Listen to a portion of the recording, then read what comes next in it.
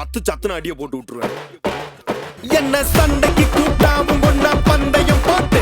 நான் அம்பிய போல வந்தண்டி மன்னிப்பு கேட்டு அப்பையும் வீட்டுல கொட்டுக்க போறாங்கல்ல போலீஸ் கம்ப்ளைண்ட் முஞ்சா என்ன கூண்டுல நிப்பாட்டு நம்மளுக்கும் இருக்கு சப்போர்ட்